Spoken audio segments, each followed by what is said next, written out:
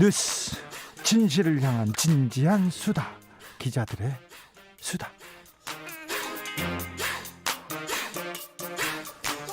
라이브 기자실을 찾은 오늘의 기자는 미디어 오늘 정철은 기자입니다. 안녕하세요. 네, 안녕하세요. 오프닝이 바뀌었네요. 네, 좀 발랄하게 했어요. 네, 더 좋은 것 같습니다. 네, 그렇죠. 네. 정철은 기자하고 좀 안 어울립니다. 정철은 기자 좀 칙칙해. 아주 의외로 발랄합니다. 아, 의외로 발랄하다고요? 네. 의외라는 말을 붙이는 것 자체가 지금. 자, 우리는 좀 네. 발랄하고 멀잖아요. 한 주간 어떤 일로 바쁘셨어요? 여러 가지 일로 바빴습니다. 네, 네. 알죠. 여러 워낙 가지 그 사건들이 많아서 네. 또 오늘 오후에는 또 뭐 조선일보에서 속보를 또 내면서 어떤 속보요? 조민 씨가 네. 탈락했다. 떨어졌다. 인턴 탈락했다. 네, 인턴 탈락했다. 엄청난 속보를 또 접하면서 정말 이 한국은 다이나믹하다는 걸 또 한 번 느꼈어요. 아니 근데 그런 것까지 알아야 돼요. 저도 그 생각을 했는데요. 너무 많은 언론에서 쓰고 있어요. 그러니까 이 전직 법무부 장관의 딸인데 네. 이 딸이 이 인턴에 떨어진 것까지 보도할 만큼 이게 공적 이슈인가 좀 예. 그런 의문은 좀 들긴 했습니다. 그렇죠. 예, 예. 네, 좀 아직 젊은 친구고 그런데 얼마나 좀 가혹한 거 아닌가 이런 생각도 좀 어디 가져보고요. 지원할 때마다 계속 아마 따라다닐 나올 것 거 아니에요. 같습니다. 네, 예. 뭘 하더라도 시험 봤다, 인턴 떨어졌다, 인턴 네. 봤다 뭐 계속 나옵니다. 사실관계를 좀 확인하고 했으면 좋겠어요. 쓰더라도 전혀 아니 뭐 피부과 지원은 예, 아니었다면서요. 예. 네. 그런데 계속 나옵니다. 자, 오늘은 어떤 이야기 준비하셨어요? 제가 뭐 담배는 태우지 않지만 네. 담배값 인상과 관련해서 최근에 좀 소란이 있어서 이것도 담배값 보도 언론이 네. 어떻게 했는지 이건 좀 들여다 봐야 됩니다. 예, 자, 한번 가져와 봤습니다. 네. 그 주진우 라이브에서 어제였나요? 네. 그 인터뷰가 하나 나갔던 걸로 네, 기억하는데 보건복지부 국장님께서 언론 보도가 어떻게 나가는지 한번 짚어보겠습니다. 네. 27일이었는데 보건복지부가 국민건강증진 종합계획을 내놓습니다. 예. 제5차 계획인데 이게 되게 큰 덩어리가 큰 어떤 계획이에요. 네, 그래서 국민 건강 얘기하는 거예요. 예, 건강 영양평가 도입, 뭐 건강 위해 품목에 대한 건강 증진 부담금 부과, 뭐 해외 사례 연구 논의, 뭐 건강 형평성 제고를 위한 건강 격차 완화, 뭐 다양한 과제들이 이제 계획에 담겼는데 이 계획이 중점 과제가 28개고 분과만 6개입니다. 네. 근데 이 중에서 1분과에 들어가 있는 부분이 건강생활 실천 분야인데 여기에 담배값과 관련된 부분이 있습니다. 네. 근데 언론이 여기에만 집중을 한 거죠. 네. 이 내용을 좀 보면 네. 흡연율을 낮추기 위해 담배에 대한 건강증진 부담금 인상을 추진할 필요가 있다. 이 부분이 나오는데 네. 이게 이제 질의응답 과정에서 질문이 나옵니다. 네. 인상 폭과 시기를 물어보는데 이때 복지부 건강정책국장이 이렇게 답을 합니다. 이 부분은 정확히 답변을 드려야 될 것 같은데 증진금을 OECD 평균 수준으로 인상하는 게 아닙니다. 아니다. 담배값을 현재 OECD 평균은 담배값 하나당 7달러. 근데 우리나라는 한 4달러 정도인데 담배값을 올리겠다. 이런 정책적 목표인 것이고 오늘 발표한 계획이 말씀드린 대로 10년간 계획입니다. 네. 지금도 국회에 증진부담금을 인상하는 법안이 상정돼 있듯이 10년 안에는 구체적으로 올릴 수 있는 기회가 올 것이라고 생각합니다. 현재는 아주 구체적으로 언제 얼만큼 올릴지 정하고 있지 않습니다. 저도 보도자료를 읽어봤어요. 보도자료를 읽어봤는데 담배값을 술값으로 올린다 이런 내용은 저 구체적이지도 않고 보이지도 않아요. 그런데 저는 기자회견 중에 조금씩 말실수가 있었나 했는데 이게 답니까? 예, 이걸 가지고 언론에서는 단정해서 기사를 씁니다. 예, 그렇습니다. 뭐 죄악세 이런 얘기도 하고요. 그래서 언론 보도를 보면 마치 확정된 것처럼 이게 보도가 나갑니다. 8,000원으로 올린다고 했지 않습니까? 너 8,000원으로 올리는데 담배 피울래 막 그렇게 기사 썼잖아요. 그러니까 저도 처음에 기사 보고 올라가는구나 조만간에 네. 그런 생각을 했었는데 그러니까 언론 보도를 보면 2030년까지 현재 4,500원 수준인 담배값을 OECD 평균이 7.36달러거든요. 네. 약 8,132원 수준까지 올린다. 예? 이런 게 확정된 것처럼 보도가 나가기 시작합니다. 머리 기사로 막 썼어요. 네, 다음 날 기사를 보면 조선일보 제목을 보겠습니다. 서민경제에 횡포라더니 문 담배값 인상도 내로남불. 올린다는 얘기잖아요. 예, 중앙일보 담배값 인상 들끓는 민심 4년 전 문 발언은 서민 쥐어짜는 것. 동아일보도 비슷한 제목이었고요. 아주경제는 담배값 인상 소식 8,000원 말도 안 나온다 격양된 반응. YTN은 나경원 이 시국에 담배값 인상 눈치도 도리도 없는 정부. 이런 기사가 이제 막 쏟아집니다. 뭐 8,000원 말도 안 나온다.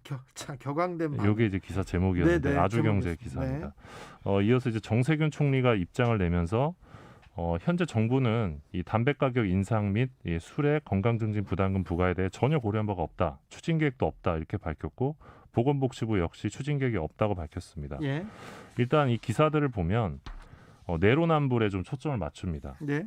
그러니까 앞서 박근혜 정부가 2014년 9월에 이 경제관계 장관회의를 열어서 2,500원이던 담배값을 4,500원으로 올린다고 발표했고 그게 3개월 뒤인 2015년 1월부터 적용이 됐습니다. 네. 그러니까 당시에는 3개월 만에 2,000원이 올랐던 사건이에요. 있었죠. 네, 근데 이번 발표는 10년 계획이고 10년 안에 검토. 3,500원 정도 늘리는 거를 검토해 보겠다는 겁니다. 올리겠다는 것도 아니고 10년 안에. 예. 근데 언론 보도만 보면 마치 담배값 8,000원 인상이 당장 이 문재인 정부 임기 중에 내년에라도 혹은 올해라도 이루어질 것 같은 뉘앙스예요. 어제 신문 보면 오늘 올랐어요. 이미 8,000원으로. 그래서 언론이 이 담배값 인상이라는 굉장히 좀 민감한 이슈인데 이거를 정부 비판을 위한 불쏘시개로 이용한 건 아닌가 그렇게 이런 보입니다. 비판이 좀 가능해 보입니다. 네. 왜냐하면 이 박근혜 대통령이 2005년이었습니다. 네. 참여정부 때 2005년 9월 7일 한나라당 대표 시절에 이 노무현 당시 대통령과 이 회담을 가집니다. 네. 그때 이런 말을 합니다. 세금을 올리지 않는 방향으로 가야 한다. 예. 소주와 담배는 서민이 애용하는 것 아닌가. 네. 이런 말을 하면서 이제 올리지 말라는 얘기를 한 거죠. 네. 그리고 2006년 당시 한나라당이 그 담배값 인상에 반대한다면서 당시 참여정부의 500원 인상 시도에 대해서 강하게 비판을 했었거든요. 네. 그 뒤에 시간이 흘러서 2014년에 박근혜 정부가 이제 2,000원을 올리지 않았습니까? 예. 그 당시에 조중동을 비롯한 보수신문에서 박근혜의 내로남불 이라면서 비판한 기사를 제가 찾을 수가 없어요. 예. 그러니까 이런 부분을 되짚어 보면 네. 언론의 어떤 선택적 비판이 이 건에서 또 한 번 드러난 것이 아닌가 네. 그런 생각이 좀 그런데요. 담배값하고 술값 인상을 안 할 것 같으니까 언론에서는 오늘은 어떻게 보도하냐면요. 여론이 안 좋으니까 후퇴한 걸로 정부가 잘못한 걸로 이렇게 언론에서는 확정짓습니다. 코로나로 지쳤는데 술 담배값 올린다고 애원가들 뿔나서 바꾼 걸로 정부가 정책을 추진하지 않는 걸로 이렇게 거의 보도가 좀 바뀌죠. 그렇게 보면 이제 언론 입장에서는 우리가 큰일을 했다고 또 그렇죠. 판단하죠. 예. 절대 무오류의 집단이 우리 한국 언론 같아요. 절대 이렇게 2650님이 오히려 정부가 간보기로 한 걸로 볼 수 있지 않을까요? 언론을 보면 이렇게 생각하는 게 당연합니다. 그런데 제가 기자회견문 이렇게 쭉 보도자료 읽어봤거든요. 그리고 어제 물어보고 지금 정철훈 기자가 팩트체크로 그때 네. 기자회견에서 있었던 말을 예. 이렇게 보면 네. 좀 그렇습니다. 언론이 정부 비판을 위해서 담배값으로 막 지진 거 아닌가 이렇게 생각합니다. 담배값으로. 네. 다음 뉴스로 가볼까요?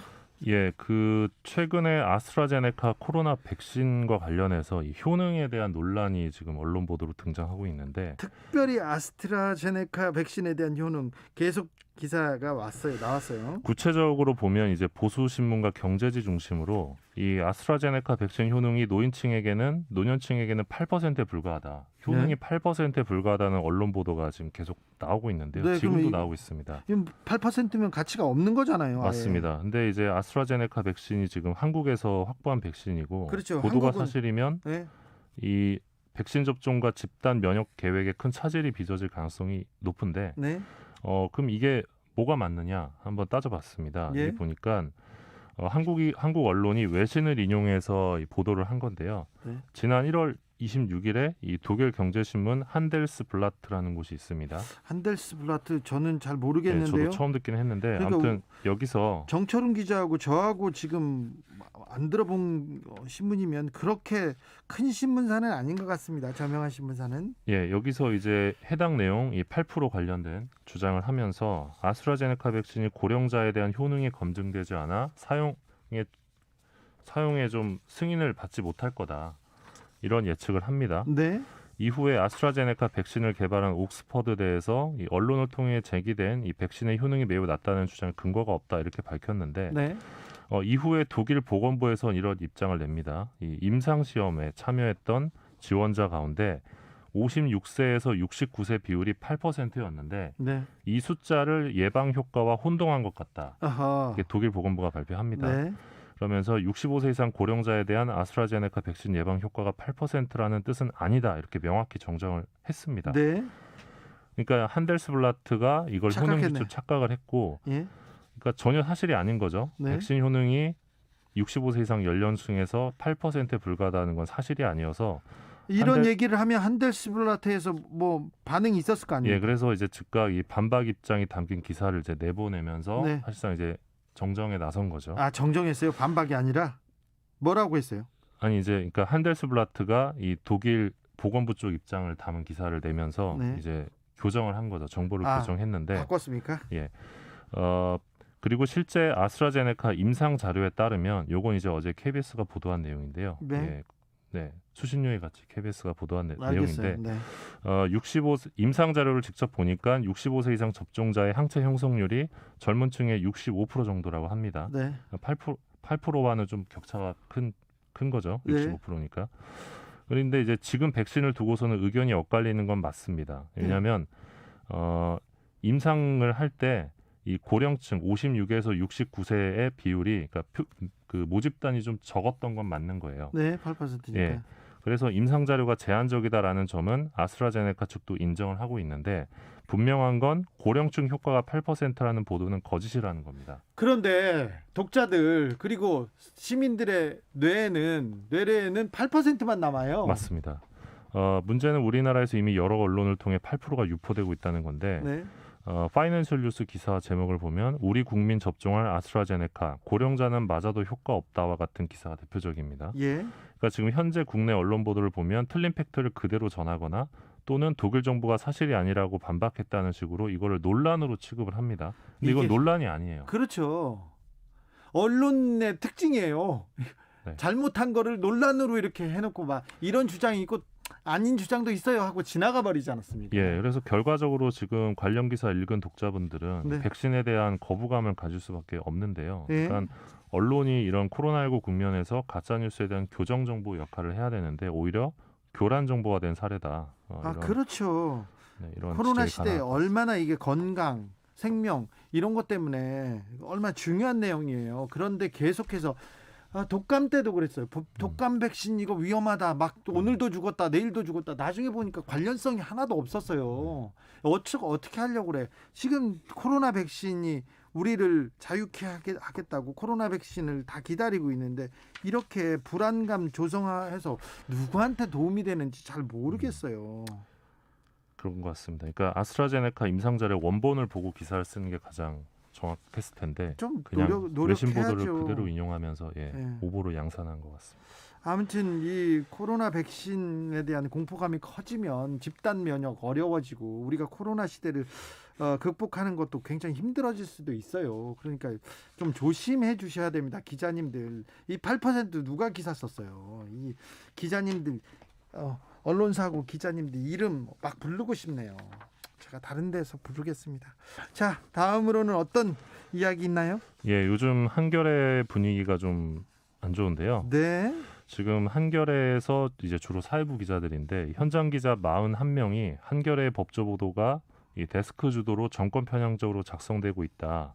이렇게 비판하는 성명을 냈습니다. 성명서까지 썼어요? 예, 지난 26일이었는데요. 이틀 뒤인 28일에 사회부장과 법조팀장이 이제 보직을 사퇴했습니다. 네. 한겨레 현장 기자들은 이 해당 성명에서 한겨레는 그 조국 보도 참사 성명을 발표하던 2019년 9월과 견조 달라진 게 없다. 조국 사태 이후 권력을 검증하고 비판하는데 점점 무뎌지고 있다. 한겨레는 문재인 정권의 법무부에 유독 관대했다. 이러면서 현장에서 친정부 매체라고 조롱받으며 열패감을 느끼고 있다. 이렇게 주장을 했습니다. 한겨레 기자들이 작년에도 이런 성명서를 냈어요. 그런데 네. 네. 2019년이었는데요. 네. 그때 9월 5일 날 출고됐던 이 강희철의 법조회전이라는 코너가 있습니다. 예. 이게 4분 만에 삭제가 됐던 사건이 있는데 예. 당시 그 삭제된 기사 제목이 우병우 데자뷰 조국 문정부 5년 사이에 어떻게 기록될까라는 내용이었는데 당시 한겨레의 논조와 맞지 않다는 이유로 무기한 보류를 하면서 이제 불거졌던 논란입니다. 당시에도 한겨레 기자들이 성명을 내고 항의를 하면서 기자의 이름으로 언론 자유를 억누르겠다면 떠나라. 앞선 선배들처럼 청와대 여당으로 가라. 이렇게 밝힌 바가 있었는데요. 네. 현장 기자들은 이번 성명에서 또 김학의 출국 금지, 이 절차 흠결과 실체적 정의를 함께 봐야라는 제목의 이 최근자 한겨레 사설을 언급하면서 이 실체적 정의를 위해 적법한 절차를 지키지 않았던 상황을 옹호하는 논리로 쓰였다. 조국 사태 때부터 지적된 편들기식 보도가 이런 사설과 보도를 낳은 본질이다. 현재 법조 기사는 정치적 이해관계에 따라 쓰여지고 있다. 그에 따른 부끄러움과 책임은 온전히 기자의 몫으로 돌아오고 있다. 이렇게 주장을 했고요. 예. 현장에서 더는 법무부 기관지 추미애 나팔수라는 비아냥을 듣고 싶지 않다. 이렇게 밝혔습니다. 한겨레 기자들은 속내는 어떻습니까? 익명으로 몇몇 기자들 입장을 좀 들었는데 그중에 한겨레 기자는 미디어오늘에 현장 기자들은 민주당이든 국민의힘이든 정권을 잡은 쪽은 곧 권력이기 때문에 비판하고 검증해야 한다고 생각한다. 이런 입장을 밝히면서 아니 그 말은 맞는데요. 그런데 타사에 비해 부족한 대우를 받으면서도 현장 기자들이 이곳에 남은 이유는 권력과 감시 역할에 제약이 없다는 자부심인데 그것이 민주당 정권이 들어서면서 꺾인 것이다. 데스크들의 이 민주당은 같은 편이라는 정서가 있다. 이런 주장을 했습니다. 데스크들이 민주당은 같은 편이라는 정서가 있다고요? 이거 이런 참, 주장을 했는데요. 이런 주장이 있습니다. 내부 분위기가 실제 이렇습니까? 그 젊은 기자들은 데스크나 윗사람들은 조국 추미애 편이고 민주당하고 같은 편이다 이렇게 본다고요? 그러니까 상대적으로 젊은 현장 기자들의 분위기가 이런데요. 제가 보기에 이건 한겨레만의 분위기는 아니고 다른 어떤 소위 진보 성향의 언론사에서도 좀 비슷한 작년부터 이런 갈등이 있었어요. 조국 사태 전후로 이게 뚜렷이 드러나고 있는 것 같은데요. 네. 한겨레는 이제 이게 성명으로 논란이 촉발된 상황이고요. 예. 지금 물론 이제 한겨레 기자들이 전부 이런 입장을 갖고 있는 건 아닙니다. 네. 내부에서 좀 논쟁이 촉발된 상황인데 한겨레 노조 익명 게시판에는 젊은 기자들의 성찰을 바란다 이런 글이 올라오기도 한 상황입니다. 네. 관련 게시글을 좀 옮겨보면 누가 김학의 전 차관에 대한 수사 기소를 방해해서 술접대 성폭력 혐의에 대한 공소시효가 만료되게 만들었을까? 예. 한겨레 현장 기자들은 이런 점에 대해서도 취재하고 보고해야 한다 이렇게 주장하면서 그동안 검찰이 수사를 유리하게 이끌어가기 위해 피의자에 대한 수사 정보를 언론이나 정당에 고의로 흘리는 일은 적지 않았고 그렇죠. 검찰의 행위는 명백히 불법적이고 반인권적이고 불공정한 행위다. 그렇죠. 특정 정파 좌우 진영 가릴 것 없이 공정잣대로 보도하는 것은 절반만 좋은 저널리즘이다. 한겨레는 특정 정당이나 정치 세력을 지지하지 않지만 특정한 가치와 방향을 추구한다. 이런 주장을 했습니다. 그러니까 특정 가치와 방향이 어떤 정권의 정책과 맞으면 그거를 이제 옹호할 수도 있다는 거죠. 그러면서 법조 출입, 특히 검찰과 관련해서는 깊은 성찰이 필요하다. 아주 오랫동안 검찰 법원은 지배 세력의 도구로 일하며 오히려 국민의 인권과 정의를 파괴해왔다. 젊은 기자들은 법조의 이런 역사와 위험성을 충분히 인식하고 취재 보도해야 한다. 그렇지 않으면 자칫 검사나 판사의 편협한 논리에 휩쓸려 친검 친법조 기자가 되기 쉽다. 이런 식으로 했습니다. 이 말은 무슨 말인지는 이해가 되지 않습니까? 이런 글에 대한 반응은 또 어때요? 글에 대한 댓글이 지금 달리고 있다고 하는데 뭐 다양한 댓글들이 달리고 있는 걸로 알고 있고요. 지금 그러니까 이 상황을 두고 뭐 일각에서는 뭐 세대 간의 갈등이다 뭐 이런 그 해석도 있는데 제가 보기에 세대 간 갈등은 아닌 것 같고요. 어떤 그 경험의 차이일 수도 있고 뭐 인식의 차이일 수도 있고 논점의 차이일 수도 있는데 아무튼 좀 되게 복잡하게 좀 해석을 해봐야 되는 사건이라는 생각을 하고 있습니다. 2353님이 한겨레 기자들은 검찰 권력은 권력으로 안 보이나요? 이렇게 안 보이나 보네요. 이렇게 얘기하는데요. 다만 이제 개인적으로 한 가지 아쉬운 게 있다면 한겨레가 이런 주장을 하면서 동시에 그러니까 한겨레도 다른 언론사와 마찬가지로 법조 출입을 하고 있잖아요. 기자단에 가입돼서 어떠한 그러한 그 보도 관행에서 탈피하는 시도를 하면서 이러한 비판을 좀 하면 좀 더 설득력 있지 않을까. 저는 조국 전 장관 사태 그때 나왔을 때 검찰과 언론의 유착이 굉장히 큰 문제고 기자들이 출입처 적어도 법조 출입, 검찰 출입은 없애는 게 맞다고 제가 주장했었는데 그때 그 당시에 KBS에서는 출입처를 없애겠다고 선언을 했어요. 그런데 다른 기자들이 동조하지 않아서 굉장히 어려웠습니다. 이 문제가 언제 불거졌었냐면요. 노무현 정부 당시에 출입처 문제가 나왔었잖아요. 그때 보수든 진보든 모두 출입처를 없애면 안 된다고 다 반대했었어요. 그때도 조금 아쉬웠는데 이번에도 검찰 뭐 알겠어. 무슨 말인지도 알겠어요. 고참 기자도 알겠고 젊은 기자도 알고 있는데 굉장히 중요한 문제를 두고 지역적인 걸로 조금 그 갈등을 갖는 건 아닌가 이런 생각을 하고 좀 안타깝습니다. 한겨레가 그 출입처에 나가면서도 삼성 출입을 하면서도 삼성에 대한 비판을 하고 검찰 출입을 하면서도 검찰한테 매서운 비판을 하기도 했었는데요. 요즘은 조금 잘 모르겠어요. 여기까지 할까요? 기자들의 수다 미디어 오늘 정철은 기자입니다. 감사합니다. 고맙습니다. 정치 피로, 사건 사고로 인한 피로, 고달픈 일상에서 오는 피로. 오늘 시사하셨습니까? 경험해보세요. 들은 날과 안 들은 날의 차이. 여러분의 피로를 날려줄 저녁 한 끼 시사 추진우 라이브.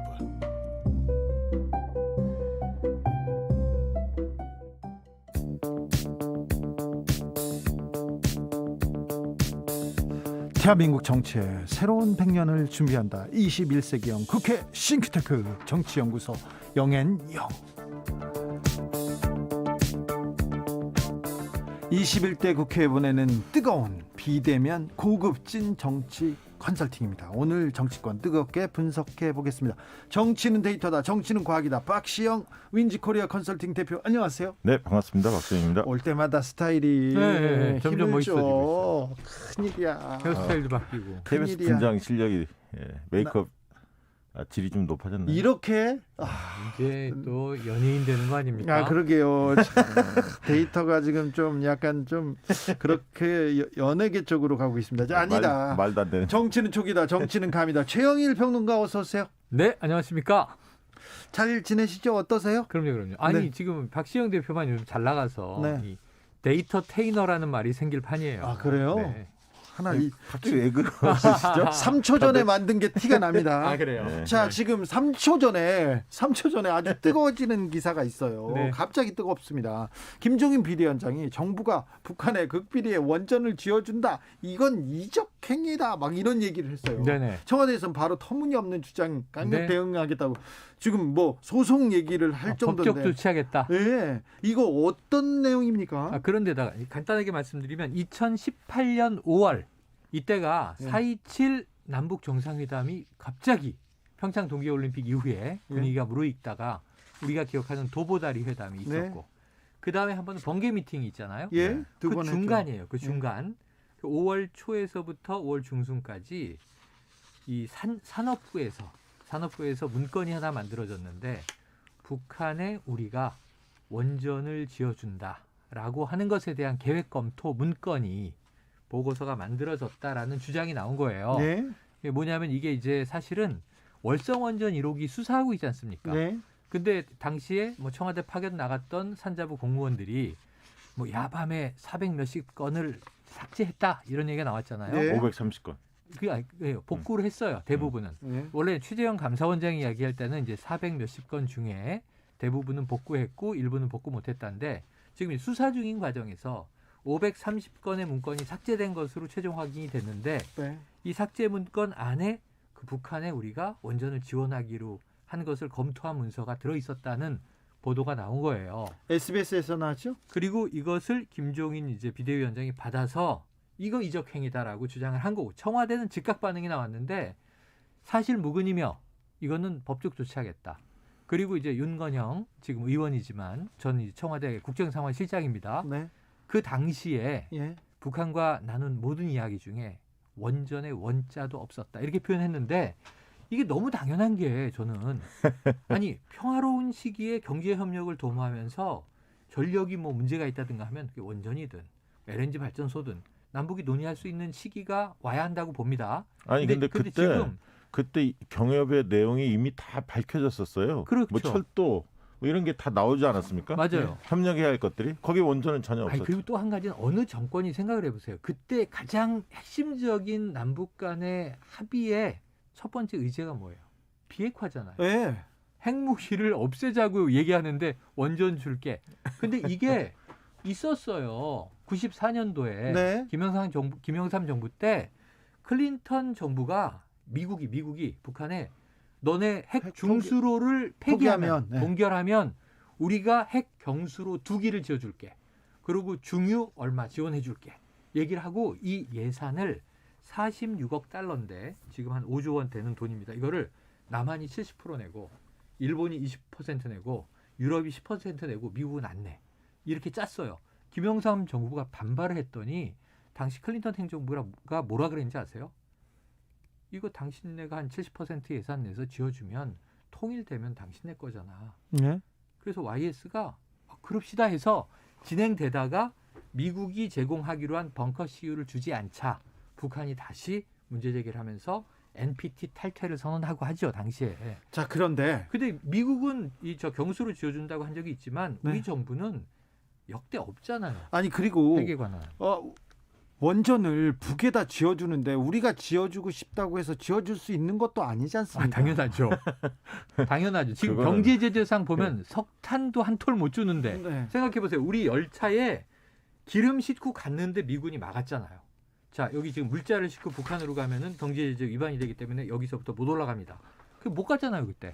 그리고 연구 지금 목적이었는데. 윤건영 그 당시 국정상황실장 남북 정상회담의 실무 준비를 책임을 졌던 당사자인데 이분이 이제 이렇게 얘기했어요. 지금 국회의원 아닙니까? 그렇죠. 뭐라고 얘기했냐면 만에 하나 100번 양보해서 산업자원부의 공무원이 실무자가 다양한 아이디어를 뭐 그 예를 들면 보고서 형태로 만들어 봤을 수는 있겠지만 실무자 개인 개인 차원에서 청와대에서 그런 거를 관여한 것도 없고 이런 게 위에 올라온 보고도 일체 받은 바도 없고 남북 정상회담에서 전혀 다뤄지지 않았다. 이렇게 이야기하면서 적어도 공당의 대표라면 이런 무책임한 얘기를 이렇게 터무니없는 얘기를 이렇게 할 수 있느냐. 북풍 공작과 다를 바 없는 발언이다. 이렇게 좀 강하게 네. 이야기를 했습니다. 이 내용의 출처가 어디였냐면 단독 풀 영상 청와대 보고 문건 여럿 북한 원전 추진 야밤 삭제 SBS 탐사보도팀이었는데요.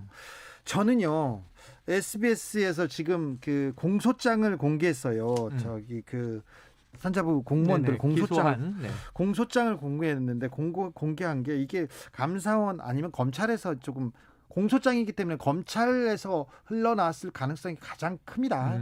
그래서 재판도 시작하기 전에 이런 제목을 가지고 이렇게 조금 의혹을 만드는 거는 굉장히 우려할 만한 일 아닙니까? 지금 검찰과 언론이 항상 이렇게 짜고 치는 고스톱처럼 보여주는 항상 흘리고 보도하고 그래서 의혹을 증폭시키는 이런 일이 계속 있었는데 또 바운 패턴을 또 보게 돼서 이게 굉장히 그리고 안타까워요. 이건 월성원전 1호기 기소와 아주 무관한 아무 관계없는 별건의 자료예요. 네. 존재한다고 쳐도. 네. 근데 이제 파일 이름이 선정적으로 북한 원전 추진의 약자인 북원추라고 이름이 네. 적힌 파일이다. 북 원전 추진 야밤 삭제. 네. 원전 추진을 했는데 야밤에 삭제한 것으로 이렇게 보이지 않습니까? 그러니까 이것 때문에 자기네들이 이걸 없애려고 지은 것처럼 보이지 않습니까? 근데 마치 이 그림은 데자뷰가 있어요. 기시감이 있는 게 MB 정부 마지막에 이 정권이 이제 청와대 비워주고 나올 때 그때 사실은 이 노무현 정부 때부터 대통령 기록물은 보존하고 저장하고 국가 기록물 보관소 안에 대통령 기록물관도 따로 만들어져 있는 거 아니에요. 그런데 지금 그때 모든 문건을 파쇄하기 위해서 파쇄기까지 대량 구매한 사실이 나왔는데 마치 그런 장면을 연상케 하잖아요. 뭔가 이제 뒤가 구린 것들을 다 이제 파쇄하거나 삭제하는. 2507님께서 선거철만 되면 네 선거철입니다. 그래서 또 이런 뉴스도 더 많이 나올 것으로 보입니다. 신용식님은 담당자는 일이 없어서 혼자 그런 보고서를 만들었을까 이렇게 하는데 이런 보도가 나오면 이렇게 생각하는 게 당연해요. 그래서 이런 걸 의도하고 또 이렇게 그렇죠. 이제 예를 들면 아니면 말고식이죠. 네, 전통, 의혹을 전형적인 제기하기도 합니다. 수법이죠. 6939님 주진우 라이브 하면서 근데요 네. 정말 궁금해서 여쭤봅니다. 최영일 평론가님 네네. 식사는 하고 방송하는 거 맞지요? 저는 새벽에 원래 하루 2끼 먹습니다. 아 그래요? 새벽에 라디오 틀면 나오고 TV 틀면 나오고 네. 또 남편이 엄청 좋아해요 얘기합니다. 아, 왜요? 모르겠어요. 남편분한테 말씀하세요. 정신 좀 차리라고. 아니 그 뉘앙스는 본인은 안 좋아하신다는 얘기를 들려서 네 그런 것 같아요. 좋아해 주세요. 난 왜요? 열심히 하고 있습니다. 네. 자 본격적으로 이슈로 넘어가 볼까요? 자 서울 민심이 네. 특별한 이유 없이 지금 계속해서 민주당이 국민의힘을 앞질러서 조금 더 달아나고 있습니다. 6주 만에 역전된 이유는 뭐고 왜 그럴까요? 데이터박. 네. 아니 사실 그 제가 몇 번 이제 방송에서 이야기합니다만 갤럽 조사나 니어미터가 이제 정례적으로 발표를 다르다. 하는데 아니 다르다는 걸 얘기하기 전에 이 전국 1,000명이나 1,500명 조사를 인용을 많이 하는데 뭐 니어미터는 가끔 월요일에 2,500명이 되기도 합니다. 매일 500명씩 하니까. 그런데 해당 지역이 사례수 실제 그 표본 사이즈가 100명, 뭐 200명, 300명 정도밖에 안 될 때는 굉장히 표본 오차가 큽니다. 예를 들면 100명이면 부산 100명이면 1,000명 조사할 때 부산 100명도 안 됩니다. 네. 부울경 합쳐서 한 200명 뭐 이렇게 되거든요. 그렇죠. 100명도 안 되면 100명이면 플러스 마이너스 오차가 10%입니다. 네. 그럼 20%까지는 오차 범위 안에 있는 거예요. 정당지도. 그러니까 그걸 가지고 해석하는 것 자체가 넌센스고 언론이 그런 거 하면 안 됩니다. 31 이게 의미가 없다 이거죠. 네, 하면 안 된다는 얘기예요. 그래서 부산이나 서울이나 뭐 1,000명 가지고 특히 휴대폰 가상번호 안심번호 조사를 한다면 그런 거는 의미가 있다. 굉장히 있습니다. 다음 주에 그런 발표가 나올 겁니다. 내주 초에. 알겠어요. 예, 이제 그런 걸 보고 얘기하시는 게 맞고 일단 그 얘기를 드리고 다만 이제 서울이나 부산이나 과거보다는 민주당 지지도가 좀 전체적으로 오르는 경향은 있어요. 네. 물론 오르는 갤럽 조사는 또 서울 지역만 보면 조금 빠진 게 있습니다. 아까 그래서 지역별로 보는 건 위험한데 전체적으로 이제 대통령이나 여권 지지도가 전체적으로 조금 올라가는 분위기는 있기 때문에 여러 조사가 발표되고는 있습니다만 그 이유는 어쨌든 좀 이렇게 확진자 문제가 좀 줄어들고 그다음에 대통령 신년 기자회견 이후로 좀 네. 여권이 분위기가 반전이 됐고 또 민생을 적극적으로 챙긴다는 그런 부분들이 좀 작용하고 있고 반대로 야당 쪽은 계속 선거에만 좀 올인하는데 주로 후보 단일화 아니면 부산은 네거티브 여기 좀 막말. 부정적인 얘기들이 좀 많다 보니까 지지율이 좀 빠지는 거죠. 자 데이터 상으로 보기엔 그런데 촉과 감으로 보면 네네네. 어떻습니까 지금 추세? 이게 연말과 연초는 똑같은 이슈가 분위기가 다른 거예요. 지난해 말에 이 여당은 악재가 너무 많다. 네. 이거 당분간 지지율 반등 어렵다. 하지만 천천히 될 것이다. 이렇게 얘기했는데 그 천천히가 생각보다 빨리 되는 이유가 오늘 뭐 전문가가 저한테 그런 얘기를 하시더라고요. 자, 코로나가 갑자기 폭증해서 1,200명을 성탄절에 찍으니까 네. 너무 불안해서 등산하고 똑같이 올라갈 때 막 선제적으로 올라간대요. 근데 내려올 땐 조심조심 내려올 수밖에 없다는 거예요. 네. 그런데 2달은 갈 거라고 생각했는데 약 한 달 만에 1,200명이 300명대가 된 거야. 네. 그러니까 너무 안심이 되는 거야 일단 심리적으로. 네. 그러니까 여기에 기인하면서 대통령 신년 기자회견이 꽤 아주 날카롭고 엄중한 질문들이 나왔음에도 불구하고 대통령이 자신감이 있어 보인 거죠. 네. 그럼 국민들이 조금 또 안심이 되는 거죠. 네. 그런데다 이제 백신 도입이 눈앞에 왔어요. 예. 또 안심이 되는 거죠. 생각보다 빨리 온답니다. 네, 그러니까 지난해 말에 정부가 계속 대통령 지지율 역대 최저치 이렇게 얘기했던 그대로 그런 부분이 국민들이 안심과 신뢰가 쌓이니까 계단을 타고 한 걸음 역대 한 걸음 최저치는 올라간 아니고요. 거예요. 임기 중 최저치. 네, 바로 잡아주세요. 자, 바로 잡겠습니다. 문재인 대통령 임기 중 최저치. 역대 최저치 이제 다른 대통령과 비교할 수 네. 없으니까 비교하면 지금 최저치가 없죠. 그런 게 사실은. 이제 가짜 네네, 뉴스입니다. 맞아요. 네. 제가 가짜 뉴스를 봤나 봐요. 네. 그래서 이제 그런 이제 이 분위기의 반전이 지난해 말의 악재가 올해 초에는 호재로 국민들에게 다가가고 있다. 여기서 마지막 한 방이 남아 있죠. 네. 이 부동산 정책이 다음 주에 나올 예정인데 이게 한 방이 되면서 반등을 지지할지 혹은 또 국민들에게 실망감을 줄지 아슬아슬한 지금. 그 부동산 경계선에 정책은 있습니다. 저는 조금 뭐 효과는 한참 뒤에 있는 거라서 지지율의 뭐 단기 반등 요소로 되지는 않을 것 같고 다만 반발의 강도를 줄일 수 있냐가 되게 중요해요. 그러니까 예를 들면 어떤 이슈가 있을 때 부동산 이슈가 서울시장 선거에 상당히 중요하지 않습니까?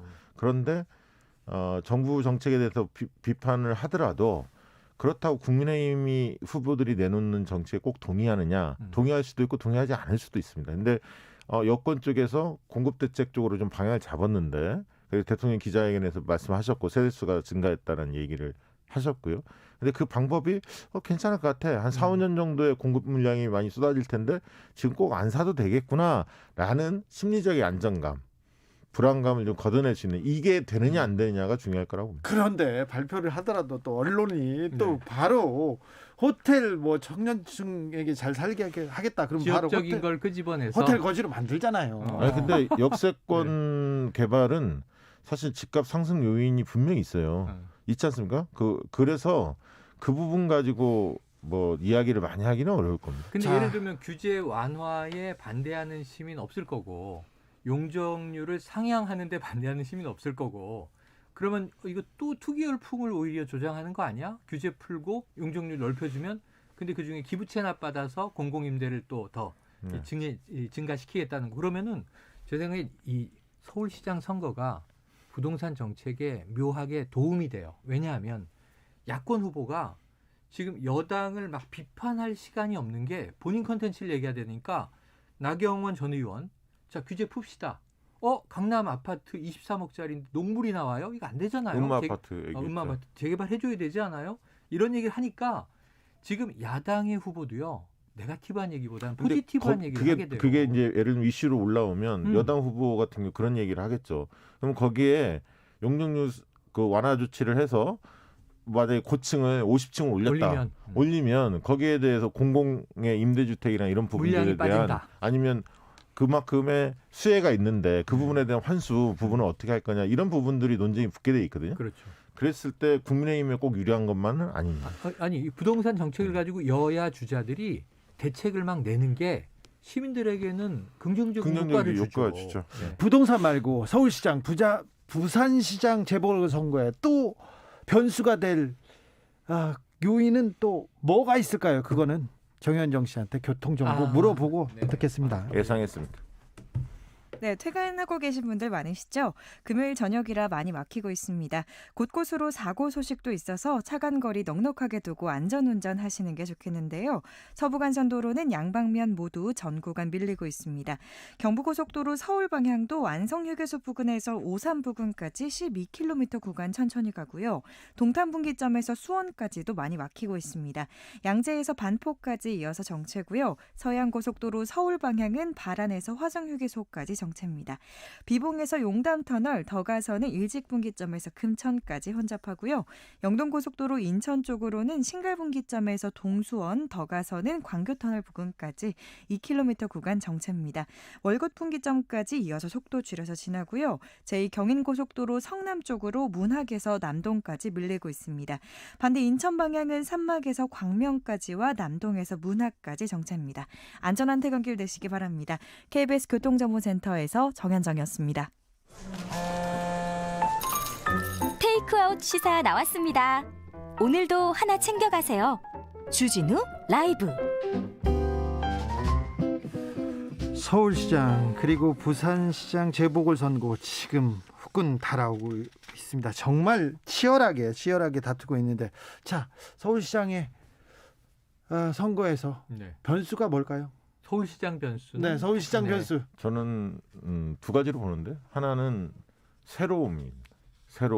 그 얘기는 뭔 얘기냐면 여야 주요 후보가 다 새롭지 않은데요? 서울시장 선거에 오래전부터 준비했던 분들이고 네. 또 서울시장 했던 분도 계시고 다 그렇습니다. 그리고 중진 의원들입니다. 대개.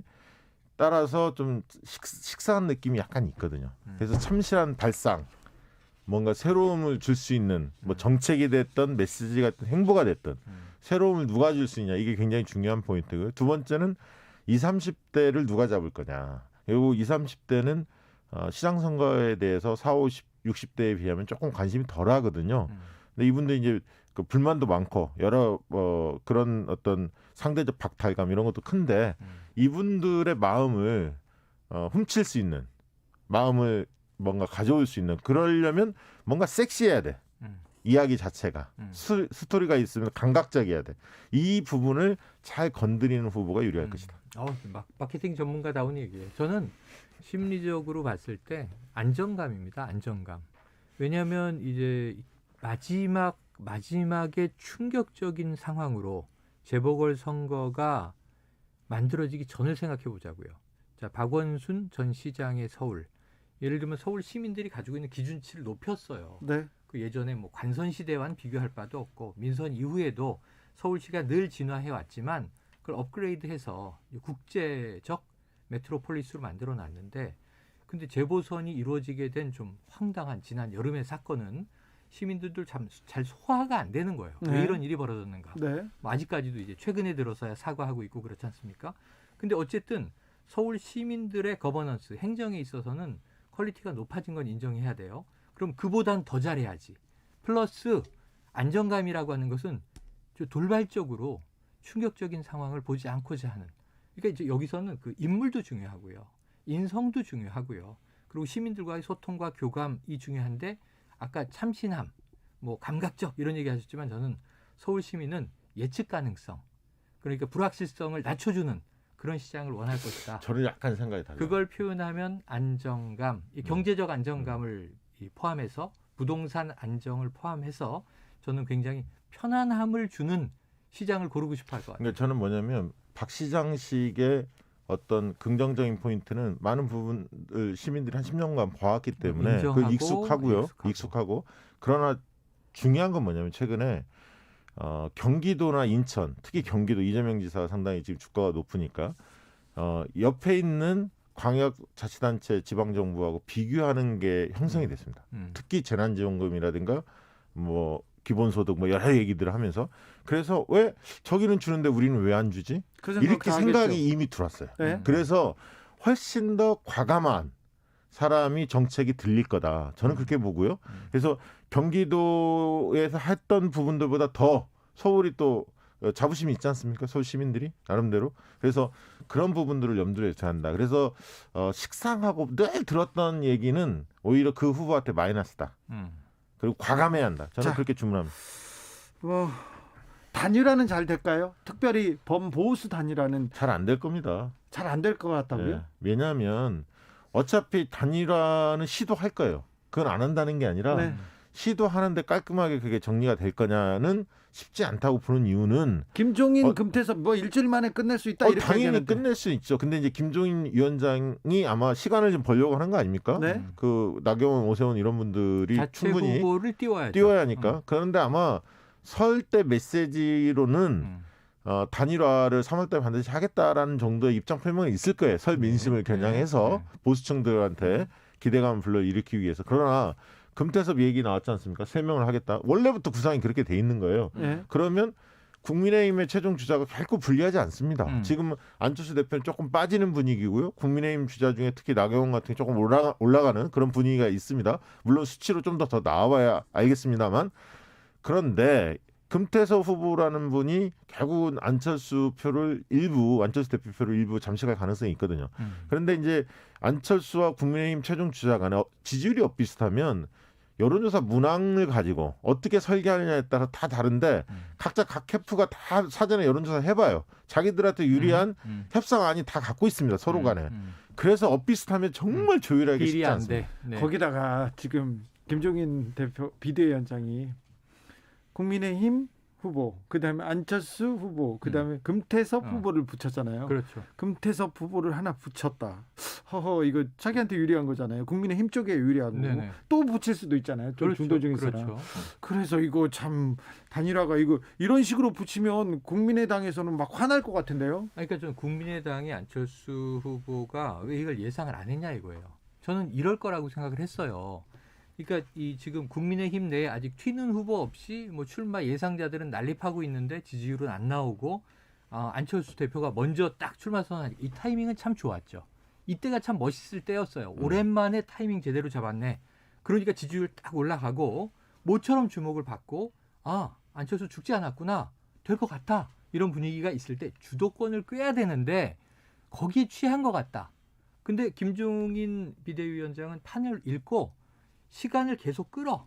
그러면 안철수 대표 김 빼기 하는 거야. 그렇죠. 그럼 나중에 김 단일화 할 때는 김이 다 빠져 있고 지금 김빼기 하면서 계속해서 우리 입당하네 안 후보는 하네. 업돼 있는 거야. 네? 그래서 안철수 대표가 전략이 미스였다는 거예요. 뭐냐면 지지율이 높았잖아요. 그러면 본인이 후보 단일화에 연연하지 않는 모습을 보였어야 돼요. 그래서 독자적 캠페인을 해서 지지율을 그렇지, 계속 유지하고 그렇지. 오히려 국민의힘 쪽에서 중진이나 뭐 초선들이 나서서 단일화합시다. 몸을 달아야 돼. 오히려 그쪽이 몸이 달아서 그렇지. 협상합시다. 자꾸 이렇게 나오게 했어야 하는데 주도권을 본인이 뺏겼어요. 과거에 실패했던 경험들이 있다 보니까 본인이 뭔가 버리고 들어가겠다라고 생각하지만 상대가 볼 때는 본인 중심으로 끌고 가겠다라는 생각밖에 안 들거든요. 지지율이 높기 때문에. 안철수 대표의 지지율이 굉장히 높아서 3자 대결을 해서 우리가 이길 수 있다. 안철수가 이길 수 있다. 그 얘기를 해야 되는데 맞아요. 국민의힘에서는 우리는 3자 대결에도 이길 수 있다. 안철수 필요 없다고 얘기하는데 계속 안철수 대표 가서 구애하는 것처럼 보이지 않습니까? 그래서 김종인 비대위원장이 딱 틈을 본 거예요. 김종인 비대위원장은 지금 포커페이스를 하면서 패를 막 흔들고 있어. 분리할 때조차. 근데 안철수 대표는 좋은 패를 들고 있는데 포커페이스도 안 되고 불안해 보여. 그러니까 김종인 비대위원장이 한마디를 하거든요. 단일화 집착하는 순간 이게 주도권을 뺏기면서 스텝이 말리는 거예요. 이미 말렸어요. 그래서 몸이 달았다. 안타깝다. 지금 계속 여기 이런 이야기를 들으면서 심지어는 양쪽 다 부인하면서도 뒤늦은 입당설이 나와. 입당설 계속 나오잖아요. 이거는 굴욕이에요. 코미디죠. 네네. 코미디고 그다음에 이제 안철수 대표가 갖고 있는 핸디캡 중에 하나가 뭐냐면 보궐선거는 투표율이 상대적으로 조금 낮지 않습니까? 낮죠. 보통 선거보다. 맞죠. 그럼 조직선거의 성격이 약간 띕니다. 충선도가 높은 그렇죠. 사람들이 주로 투표를 하게 돼 있는데 안철수 대표의 지지층을 분석해 보면 투표 정치에 관심 없는 무관심층, 투표를 잘 안 하는 층이 제법 있어요. 그러다 네. 보니까 항상 안철수 대표는 여론조사보다는 조금 덜 나오는 경향이 있어요. 실제 득표율이. 예를 들면 김문수, 안철수 2위, 3위 하지 않았습니까? 서울시장 선거에 그랬죠. 지난번에. 근데 여론조사 자체에서는 안철수 대표가 이기는 조사가 좀 더 많았어요. 2등 했던 조사가. 그래서 이제 그런 것들을 종합적으로 볼 때 김종인 비대위원장은 자기들이 반드시 이길 수 있다. 승산을 확신하는 거고 김태섭 전 의원도 거기에 보조를 맞추고 있습니다. 시간 일주일이면 다 할 수 있다. 네. 그리고 단일화 협상 2월 말쯤에 논의해도 늦지 않는다. 이런 식으로 얘기하고 그 3월 4일이 국민의힘 후보가 최종 선출되는 날이에요. 맞아요. 그러니까 3월 4일 이후에도 논의하자는 건데 그렇죠. 그건 조금 무리가 있고 아마 2월 한 25일이나 이쯤 되면 이제 논의들이 시작될 실무 것이다. 협상은 시작되지 않을까 예측은 합니다. 이주윤님께서 안철수 대표는요 권모도 술수도 부족한 것 같아요 얘기합니다. 자 부산으로 가 보겠습니다. 안철수 대표를 위한 마지막 컨설팅을 드릴게요. 마지막 하스텔 좋네. 기회가 없는 건 아니에요. 지금 설 전에 이 설 우리 밥상머리 민심에서 물론 이번에 가족들이 막 대대적으로 모이지 못하겠지만 온라인으로 톡이라도 주고 받습니다. 네. 어쨌든 자 이런 가족 간의 설 명절의 정치 이야기에서 안철수 대표가 그래도 메인 요리를 차지하면 뭐 굴비나 불고기 자리 정도 차지하면 조금 버텨볼 수 있어요. 근데 이때 완전히 밑반찬 되잖아요. 뭐 시금치라든가 나물 종류가 되면 밑반찬 그렇게까지는 안 가죠. 완전히 김 빠지는 거예요. 콩나물 무시하는 네. 겁니까 그러니까 지금? 이 말은 뭐냐면 단일화 곤살이? 집착이라는 이야기를 듣지 않도록 네. 자신만의 컨텐츠를 좀 제공하시라고요. 남은 2주 동안. 그러니까 2주 만에 사람들은 콘텐츠가 어떻게 나와요? 아니 콘텐츠 없는 거야? 그래서 야당이 상당히 어려울 수밖에 없는데 뭐냐면 민심은 지금 영업손실 보상제 네, 이거 네. 어떻게 해줄 거냐 네. 소상공인 자영업자들이 거기만 지금 바라보고 있어요. 그러면 소급 적용 안 한다고 그랬잖아요. 그럼 과거 부분을 4차 재난지원금으로 갈 어떻게 가능성이 메꿔줄 높지 않습니까? 거냐. 그러면 설 전에 그 입장을 여당은 정리할 수밖에 없어요. 3월이 됐던 4월이 됐던 계속 지금 빨리 해줘야 하거든요. 여당에서는 계속 그 논쟁을 벌이고 있어요. 나는 이거 이렇게 해주겠다 저렇게 해주겠다 지금 논쟁 중이에요. 근데 야당이 그걸 반대 못 하거든요. 그렇지. 반대 못 합니다. 민심이 그걸 요구하고 있고 상황을 알고 있기 때문에 반대 못 합니다. 자, 그 상황에 다음 주에 이 변창흠 장관 표 첫 번째 부동산 공급 대책이 파격적으로 나올 예정이니까 설 때 할 얘기가 너무 많아져요. 경제, 정치, 선거. 근데 여기서 안철수 대표가 자기 이 폭탄을 하나 던져야 돼요. 그럼 단일화 얘기할 겁니까? 계속 왜 단일화 안 해주냐고 아니, 설까지 얘기할 거예요? 폭탄이 아군 내에 터지면 어떡해요? 이게 네. 의미 있는 폭탄이지. 정책 의미 있는 폭탄. 정책? 그래요? 정책 폭탄? 아젠다. 아직 안철수 후보한테 지금 기회가 있어요. 아, 그리고 있죠. 지지율도 높고요. 그럼요. 근데 더 실기하면 안 돼. 더 실기하면 안 된다고요. 끌려가게 되면 페이스를 뺏기게 돼요. 자, 부산으로 가볼까요? 네. 부산은 어떻습니까? 부산 이현주 후보가 서울에 와서 막 울면서 네네. 막 호소를 했어. 호소를 했는데 제목을 보니까 네. 조건부 사태 이렇게 돼서 오세훈 시장이 다시 소환됐어. 네. 조건부 출마하고 같이. 아하. 아니 그런데 이게 가덕도는 뭐 부산 후보들, 국민의힘 후보들도 다 원하는 건데 이걸 가지고 지금 긴급 기자회견하러 서울 왔을까요? 자, 이현주 의원이 한 가지의 소개 성과는 얻었죠. 하루 반짝 언론의 스포트라이트를 빨아들였어요. 네. 이것도 중요해요. 너무 이현주 잘 되고 있는 거야? 박형준 후보하고 차이는 얼마나 되지? 서울에서는 또 부산 잘 모르니까 서울 네. 얘기만 하느라고. 그래서 전국적인 이슈가 이현주 전 의원이 됐는데, 자, 문제는 나와서 긴급 기자회견한 얘기를 보면, 자, 조건부 사퇴, 조건부 출마, 그리고 그 조건부의 조건은 대상이 있어요. 당 지도부 얘기하는 거예요. 우리 당이 특별법 안 만들어주면 저 사퇴할 거예요. 그럼 이건 뭐냐면 지금 자당이 항의를 하러 올라온 거야. 기자회견 내용이 뭐 여당 심판도 아니야. 그러니까 이게 당내에서 지도부랑 말이 안 통하나? 저걸 왜 기자회견을 하지? 그 정도로 심상치가 않아요. 심상치가 않고. 지도부에 대한 거부 정서가. 그 다음에 지금 오늘까지도 이현주 의원의 기자회견 관련해서 회자되는 게 뭔지 아세요? 불법 자금을 부득이하게 쓸 수밖에 그러게요. 없다. 네. 이 말이 안 되는 얘기가 지금 터져 나온 거예요. 네. 그러니까 그동안에 김종인 비대위원장하고 주호영 원내대표가 부산의 그 가덕도 문제에 대해서 좀 이렇게 폄하하는 맞아요. 그런 뉘앙스를 풍겼어요. 거리를 두고 네. 차갑게 얘기했지. 좀 차갑게 얘기했어. 그러니까 부산 민심이 싸하게 돌아선 거예요, 사실. 그걸 알죠, 후보들은. 그래서 불이 나게 쫓아온 거고, 특히 이제 여론조사 지지율이 과거보다도 박형준 후보와 격차 좀 많이 벌어져 있기 때문에 결국 가덕도에 대해서 국민의힘이 전향적으로 나서지 않으면 선거판 자체가 어렵다라고 이현주 후보는 판단한 거고, 그것을 만약에 당론이 찬성 쪽으로 특별법 찬성 쪽으로 2월 달에 국민의힘이 정하면 이현주는 본인의 공이다. 그렇죠. 내가 중앙에 맞아요. 가서 설득했노라를 그렇죠. 가지고 선거 전에 임하려고 한 거예요. 그런데 가덕도에 대해서 정말 특별법을 만들어주거나 아니면 특별한 그 제스처를 취하지 않으면 국민의힘이 매우 어렵습니다. 어렵습니까? 부산에서? 매우 어렵습니다. 이미 매우 어려운데 그거는 거의 기류가 바뀌었어요? 이게 쉽게 얘기하면 부산 선거의 구도는 뭐냐면 네. 가덕도 문제에 대해서 찬성하느냐 반대하느냐 누가 더 적극적이냐의 구도로 바뀐 거예요. 이미. 근데 지금 김영춘 국회 사무총장이 부산행을 하고 나서 네. 혼자 굉장히 약간 이순신 마케팅 분위기예요. 네. 뭐냐면 저쪽은 난립해 있는 후보들이 서로 막 얘기를 하고 있는데 이쪽은 그냥 나 혼자 자, 난 가덕도의 모든 걸 다 걸었어. 지금 이러고 있거든요. 네. 그러니까 이제 부산 시민들이 이렇게 관전자니까 링 위의 상황을 보면 지금 김영춘 예비 후보가 도전자의 모습이에요. 네. 근데 절박해. 네. 이거 아니면 난 죽는다 이러고 있는데 저쪽은 이전 투구를 하는 모습이야. 그렇죠. 쟤는 어떻고요?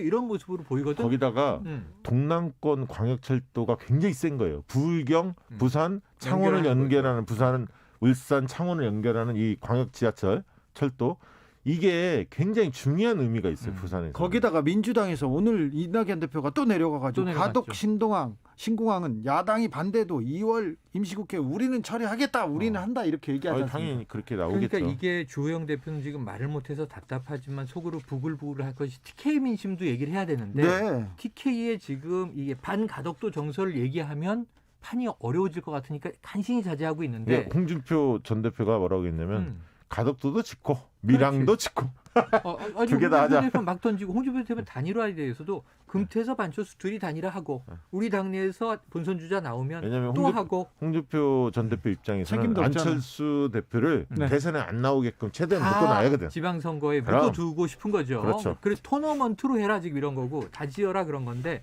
홍 의원은 뭐 지금 책임질 일이 없으니까 그렇게 너무 지금 기분이 좋은 상태여서 얘기해도 되는데 문제는 지금 이제 국민의힘은 가덕도가 당론이 안 될 것 같아요. 네. 그러니까 될 수가 자율투표나 없어요. 이렇게 그렇죠. 뭐 정할 수는 있겠죠. 다음 주에 김종인 비대위원장 부산 방문합니다. 기류가 좀 합니다. 바뀝니까? 바람이 근데 좀 불까요? 그 적극적으로 노력하겠다는 쪽으로 발언이 나오지 않겠어요? 그렇겠죠. 그렇게 안 하면 부산에 갈 이유가 없잖아요. 근데 주호영 원내대표는 그 얘기를 하기가 또 좀 TK는 어떻게 근데 하고요? 제가 뉴스의 흐름을 편집하면 이것도 악마의 편집이 되는데 이렇게 되는 거예요. 김종인 이 비대위원장이 가장 최근까지 한 말은 뭐냐면 가덕도 공항 하나 짓는다고 부산 경제가 살아나겠는가. 그렇죠. 이게 제일 최근 얘기고 그리고 이 가덕도의 가짜도 안 나오고 김해 신공항은 폐지. 새로운 입지를 원점에서 찾겠다. 국토부 발표가 나왔을 때 대구의 권영진 시장이 천인공노할 일이다. 이렇게 얘기를 했어요. 예. 이게 TK의 얘기가 툭 튀어나온 거야. 근데 TK 의원들이 지금 부산시장만 재보선을 하는 거고 이 4월 7일만 넘어가면 되니까 자제하려고 하는데 그러다가 지금 박형준 후보는 계속 여당하고 똑같은 얘기하고 있거든요. 예. 이현주 의원도 그 얘기하고 있는 거고. 근데 TK 얘기가 튀어나와서 내부 정치연구소 영현영 힘들어져요. 여기서 인사드리겠습니다. 중요한 얘기 아니면요 화장실 앞에 가서 하자고 우리는. 끝나고 해드릴게요. 두 분 감사합니다. 고맙습니다. 네. 다음 주부터 정치연구소 영현영은 화요일로 이사 갑니다. 저는 내일 오후 5시 5분에 주진우 라이브 스페셜로 돌아오겠습니다. 지금까지 주진우였습니다. 감사합니다. 지구를 위한 새로 고침 습관을 바꾸는 라디오. 안녕하세요. 가수 이현우입니다. 코로나19라는 뜻밖의 위기를 겪으면서 우리는 자연을 지키는 것이 곧 나 자신을 지키는 일이라는 걸 피부로 느끼기 시작했죠. 지구 안의 모든 생명을 존중하는 방법 중에 미소 서식지 지키기가 있는데요. 생명 다양성